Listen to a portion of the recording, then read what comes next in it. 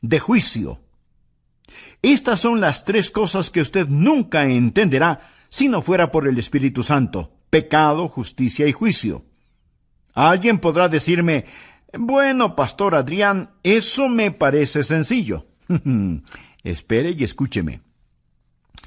Jesús describe lo que está hablando en el versículo 9 y 10. De pecado, por cuanto no creen en mí. De justicia, por cuanto voy al Padre, y no me veréis más. Y de juicio, por cuanto el príncipe de este mundo ya ha sido juzgado. Deseo que aprendamos estas tres cosas hoy, y oro porque Dios me dé la mente y el lenguaje de Cristo. Oro porque Dios abra su corazón. Oro porque el Espíritu Santo de Dios le hable y le ayude a entender estas cosas, porque yo solo puedo enunciar palabras, pero únicamente el Santo Espíritu de Dios puede escribirlas en su corazón. ¿Cuáles son estas tres maravillosas verdades que usted aprenderá cuando el Espíritu de Dios hable? Número 1, es la verdad acerca del problema básico del pecador. ¿Y cuál es el problema básico del pecador? Miremos otra vez el versículo 9. De pecado, por cuanto no creen en mí. Así que, ¿cuál es el problema básico del hombre? Bien, en primer lugar, un hombre es pecador por lo que él es. Nació pecador. Anote al margen Efesios 2:3. Dice: y éramos por naturaleza hijos de ira. El hombre nace con una naturaleza pecaminosa. Viene a este mundo con esa naturaleza de pecado, y por lo tanto, a menos que haya un cambio, él está perdido sin esperanza, porque tiene una naturaleza propensa al pecado. El hombre es pecador, básicamente por lo que él es. Ahora pudiera ser que usted no haya hecho muchas cosas malas, pero Dios mira su naturaleza. Si usted viera un perro con espuma en la boca y actuando de una manera extraña, diría que es un perro rabioso que debe ser enjaulado y destruido. No por lo que el perro haya hecho, porque a lo mejor no ha mordido a nadie, pero sí porque tiene la capacidad de hacerlo. Amigos, somos pecadores no solo por lo que hemos hecho, sino por lo que somos capaces de hacer. El hombre es pecador por lo que él es. Segundo, el hombre es pecador por lo que ha hecho. En Romanos 3:23 leemos: por cuanto todos pecaron y están destituidos de la gloria de Dios. Piense, amigo, en las cosas que usted ha hecho. Piense en las mentiras que ha dicho, en las maldiciones que ha proferido. Y usted dice: bueno, no fue con mala intención. Cierto que he usado el nombre de Dios en vano, pero lo hice sin intención. Amigo, esa es parte de su culpabilidad. Tomar el nombre de Dios y que no tenga ningún significado. Dios dijo: no tomarás el nombre de Jehová tu Dios en vano, porque no dará por inocente Jehová al que tomare su nombre en vano. Uno de estos días usted se enfrentará con cada maldición que ha dicho. Piense en el chisme que ha propalado cuando usó su lengua para destruir el carácter de otra persona. Piense en todas las cosas deshonestas que ha hecho. Y si alguien está diciendo: bueno, no he hecho muchas cosas malas, le pregunto: ¿alguna vez se robó un pequeño juguete del patio de su vecino? ¿Alguna vez no hizo trampas en la escuela? Y si usted me dice: oh, pero esos fueron pecados pequeños, mi amigo, quiero recordarle que Dios no lo califica con puntos decimales. Somos pecadores por lo que somos. Somos pecadores por lo que hemos hecho. Piense en su vida mental. Usted odia. Y Dios escribe: asesinato. Usted tiene lujuria. Dios escribe: fornicación o adulterio. El hombre es pecador por lo que él es y por lo que ha hecho. Y además es pecador por lo que no ha hecho. ¿Por qué Dios lo creó? Para que lo conociera, para que lo amara, para que lo sirviera. Esa es la razón por la que Dios lo hizo.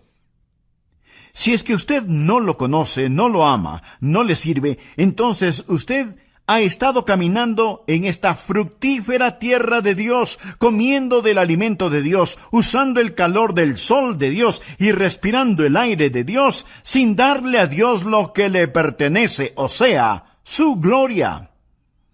Pero todas estas cosas no son el problema básico del hombre. El problema básico del hombre no es que él es un pecador por lo que él es, ni por lo que ha hecho. El problema básico del hombre es que es pecador por lo que no ha hecho. Esto es, darle la gloria y el honor a Dios. De acuerdo al versículo 9, el hombre es pecador por no creer. Y eso es algo acerca de lo cual solo el Espíritu Santo de Dios puede convencerle. El Señor Jesús dijo que cuando el Espíritu Santo venga, convencerá al mundo de pecado por cuanto no creen en mí. Tal vez usted diga, bueno, pero eso no es un gran pecado. Amigo, ese es el gran pecado. Es el padre, la madre, los padres del pecado. Es el pecado de pecados. El mayor pecado es la incredulidad. Y si usted dice, pero eso no es tan malo. El asesinato es peor que eso. La violación es peor que eso. No. Dios dice que la incredulidad es el peor pecado. Claro, podría refutar, bueno, yo no estoy de acuerdo. No esperaría que esté de acuerdo, a menos que el Espíritu Santo de Dios se lo enseñe. Y cuando Él lo haga, usted entenderá que el Espíritu Santo de Dios viene a ayudarle a comprender por qué la incredulidad es el gran pecado. Mi amigo, es el pecado que lo condenará para siempre, la incredulidad. Ahora, si usted dice, yo no estoy de acuerdo con eso, piense conmigo por un momento. Y oro que el Espíritu Santo de Dios le enseñe mientras hablo, que usted pueda entender lo que es este gran pecado, y que por él usted pagará el mayor precio. De hecho, este gran pecado no es cometido frecuentemente en una casa de prostitución, no se lo comete en los bares, se lo comete en la iglesia, donde el Evangelio es predicado. Alguien dirá, bien, debo admitirlo. He mentido. He copiado respuestas en el colegio. A veces he perdido mi temperamento. Y he leído revistas pornográficas. Pero, pastor, ¿me está diciendo que Dios me enviará al infierno por toda la eternidad solo por eso? Quiero decir, eso sería como condenar a un hombre a cadena perpetua solo porque robó un pedazo de pan. El castigo no está de acuerdo a la falta. Después de todo, no es Dios justo. Amigo, este es el punto. Dios no dejará que usted vaya al infierno porque robó un pedazo de pan, sino porque usted apuntó hacia él con el revólver de su incredulidad y apretó el gatillo. ¿Sabe lo que es la incredulidad? Es maldad, consumada maldad. Incredulidad es el rechazar al Dios Todopoderoso. Es decirle a Dios, Dios, tú sigue por tu camino, que yo seguiré por el mío. Es mi vida después de todo, y no te la confiaré, no te la daré. Me pertenezco a mí mismo. La incredulidad dice, Dios, no eres digno de mi fe. No eres digno de mi confianza, no eres digno de mi amor, y no te quiero en mi vida. Bueno, Pastor Adrián, no puedo evitarlo. No soy supersticioso, no soy religioso. No puedo evitarlo si es que no puedo creer. Mi amigo, es ahí en donde usted está equivocado. El Santo Espíritu de Dios lo capacitará para que crea. Esa es la razón por lo que la Biblia dice en Hebreos 3:12, mirad, hermanos, que no haya en ninguno de vosotros corazón malo de incredulidad. La incredulidad no sale de la cabeza, sale del corazón. Es una predisposición contra el Todopoderoso Dios. Es el no confiar en el Dios que le ama. Sí, El hombre es pecador por lo que es pecador por lo que ha hecho, pero el mayor pecado, el pecado de pecados, el pecado condenatorio, es el pecado de la incredulidad. Déjeme decirle lo que el Señor Jesucristo dijo, y deseo que anote el siguiente versículo, Juan 3:18. El que cree en Él, ¿en quién? En Jesús. El que cree en Él no es condenado, pero el que no cree ya ha sido condenado. No porque ha dicho una mentira, no porque ha robado, no porque ha cometido adulterio. El precio por esos pecados ya fue pagado. Ya ha sido condenado porque no ha creído en el nombre del unigénito Hijo de Dios. El que cree no es condenado. Usted viene con fe y deposita esa fe en el Señor Jesucristo. Y ahora pues ninguna condenación hay para los que están en Cristo Jesús. Rechace al Señor Jesucristo y usted está condenado porque no ha creído, lo ha rechazado.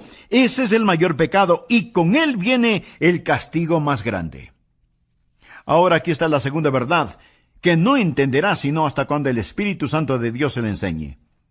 No solo la verdad acerca del problema básico del hombre, la incredulidad, sino, en segundo lugar, la verdad de la provisión abundante del Salvador.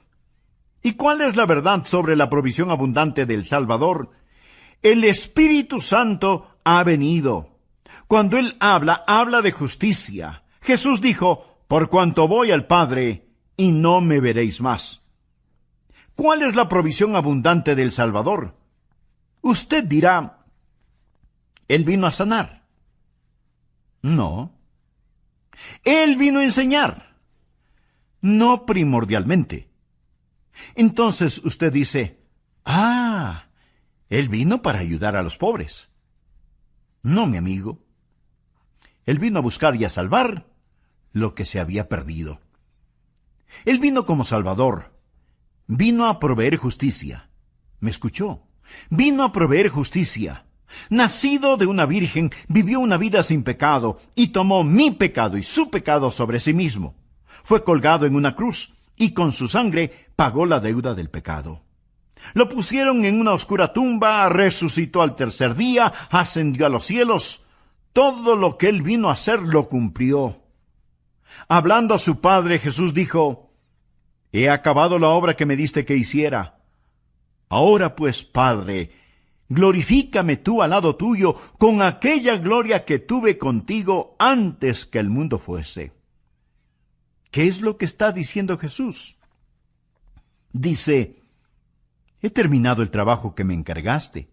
Regreso a casa y ascenderé las altas montañas de la gloria. Y el Espíritu Santo vendrá, y Él les convencerá de la justicia que pueden tener por mi intermedio. La idea del mundo sobre el pecado es que el hombre es pecador por las cosas que hace. No. El hombre hace lo que hace porque es pecador. Un hombre no es mentiroso porque dice mentiras porque es un mentiroso. El pecado está en su corazón. Y la idea del mundo acerca de la justicia está lo mismo de deformada. El mundo piensa que un hombre es pecador si hace algo malo, y piensa que un hombre es justo si hace lo bueno. Si nuestras obras buenas pesan más que nuestras obras malas, Dios nos dirá, ¡lo lograste!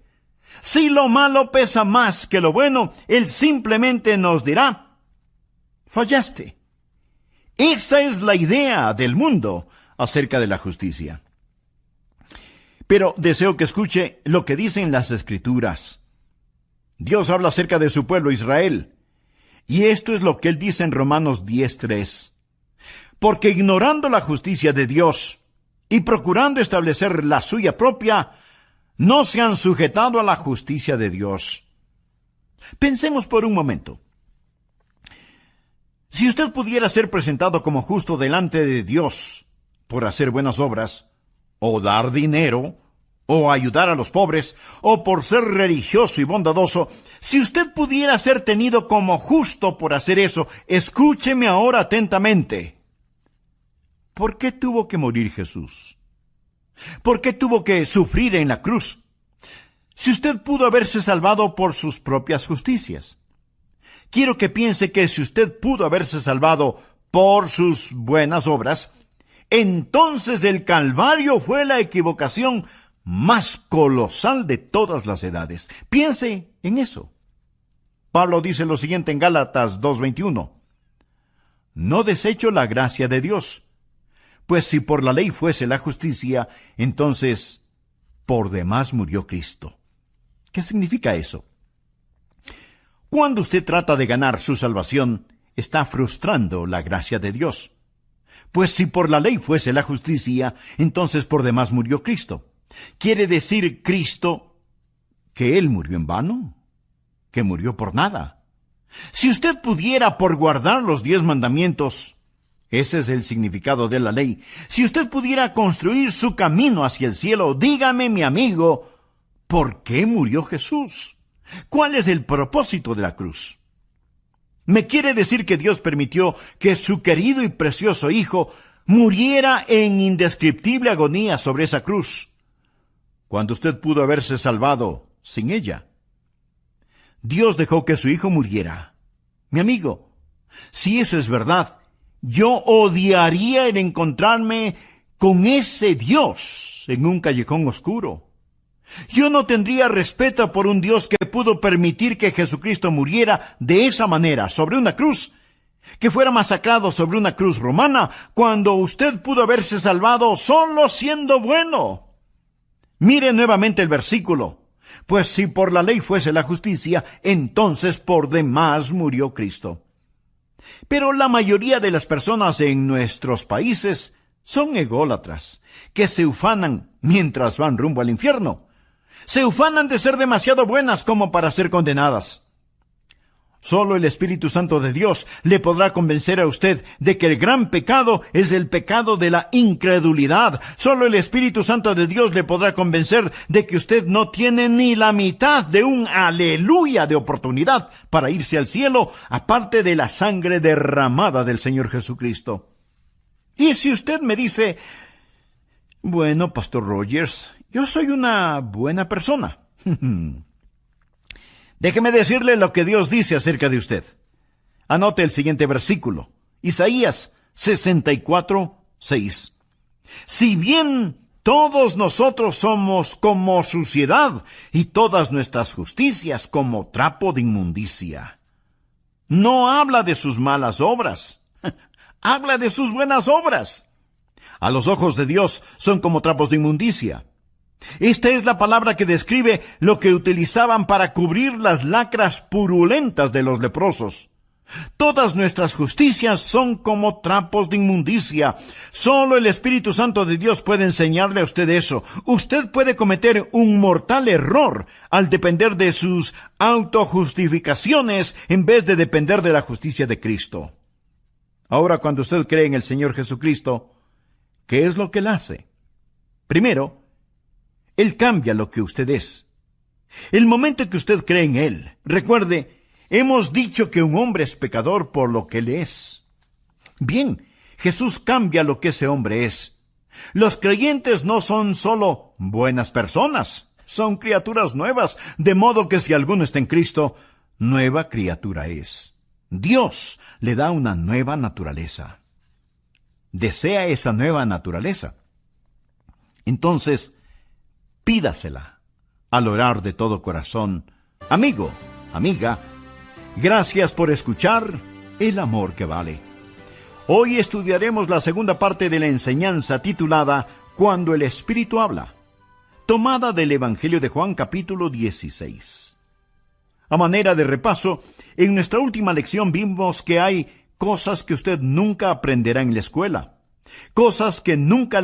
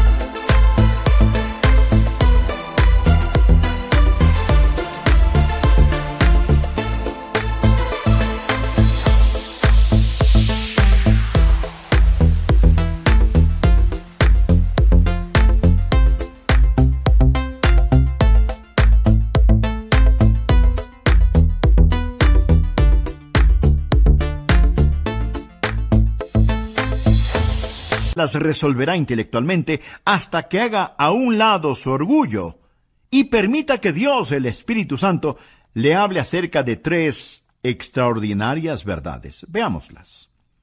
Por favor, abra su Biblia en Juan, capítulo 16, versículo 7.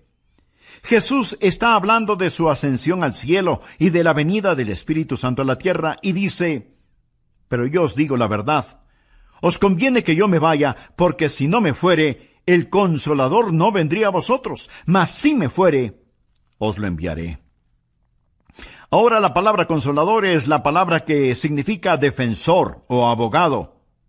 Ahora notemos lo que dice el versículo 8. Y cuando Él venga, convencerá al mundo, primero, de pecado, segundo, de justicia y tercero, de juicio.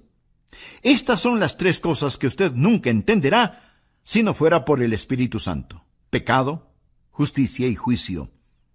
Versículos 9 y 10. De pecado por cuanto no creen en mí, de justicia por cuanto voy al Padre y no me veréis más, y de juicio por cuanto el príncipe de este mundo ha sido ya juzgado. Deseo que aprendamos estas 3 cosas hoy, y oro para que el Espíritu Santo de Dios le hable y le ayude a entender estas cosas, porque únicamente el Santo Espíritu de Dios puede escribirlas en su corazón. ¿Cuáles son estas 3 maravillosas verdades que usted aprenderá cuando el Espíritu de Dios hable? Número 1, es la verdad acerca del problema básico del pecador. ¿Y cuál es el problema básico del pecador? Miremos el versículo 9. De pecado por cuanto no creen en mí. ¿Cuál es el problema básico del hombre? En primer lugar, un hombre es pecador por lo que él es, nació pecador. Anote al margen Efesios 2:3.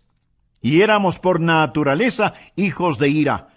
El hombre nace con una naturaleza pecaminosa, viene a este mundo con esa naturaleza de pecado y por lo tanto, a menos que haya un cambio, él está perdido sin esperanza porque tiene una naturaleza propensa al pecado. El hombre es pecador básicamente por lo que él es.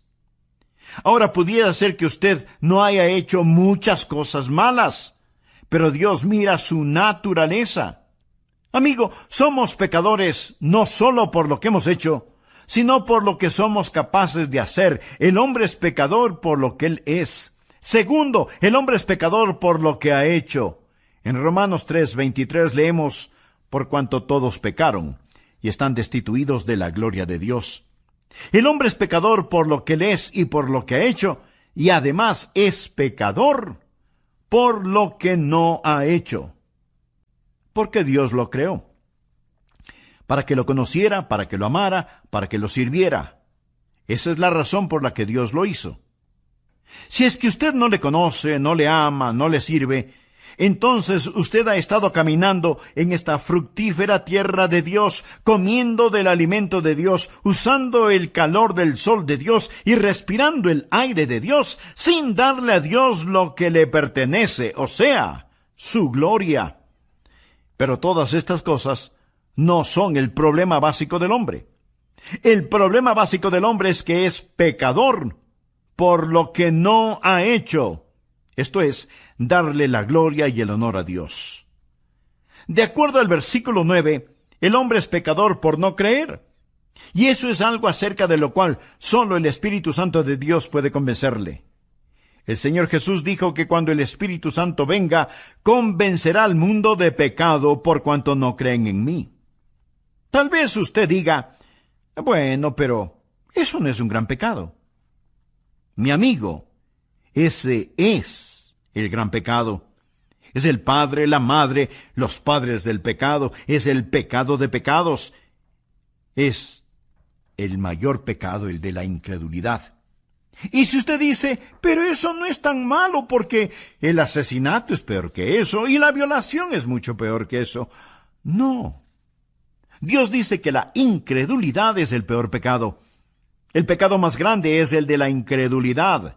Es el pecado que lo corona todo. Es la prueba de la maldad del hombre. Mi amigo, es el pecado que lo condenará para siempre. La incredulidad. ¿Sabe lo que es la incredulidad? Es maldad. Consumada maldad. Incredulidad es el rechazar al Dios Todopoderoso. El Señor Jesucristo dijo en Juan 3:18, el que cree en Él. ¿En quién? Pues en Jesús. El que cree en Él no es condenado, pero el que no cree ya ha sido condenado. No porque ha dicho una mentira, no porque ha robado, no porque ha cometido adulterio. El precio de esos pecados ya fue pagado. Ya ha sido condenado porque no ha creído en el nombre del unigénito Hijo de Dios. Ahora, la segunda verdad que no entenderá sino hasta cuando el Espíritu Santo de Dios se le enseñe, no solo la verdad acerca del problema básico del hombre, la incredulidad, sino, en segundo lugar, la verdad de la provisión abundante del Salvador. ¿Y cuál es la verdad sobre la provisión abundante del Salvador? El Espíritu Santo ha venido.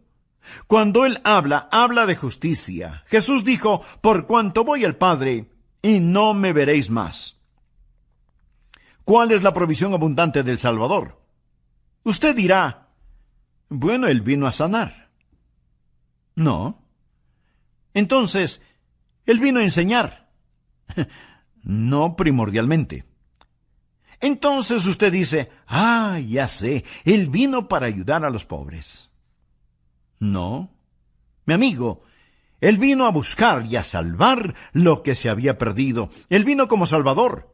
Vino a proveer justicia. ¿Me escuchó? Él vino a proveer justicia. Escuche Romanos 10:3. Porque ignorando la justicia de Dios y procurando establecer la suya propia, no se han sujetado a la justicia de Dios. Mi amigo, la ignorancia es algo terrible.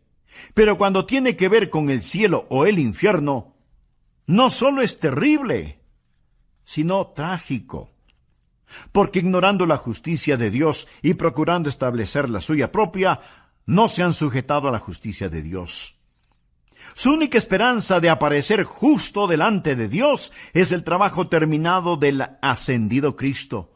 Cuando Jesús ascendió al cielo, cuando dijo que se iba al cielo, ¿qué es lo que hizo cuando se fue al cielo? Fue y presentó su sangre en el trono de la misericordia en el cielo, delante de su Padre, como la propiciación por nuestros pecados. Pensemos por un minuto.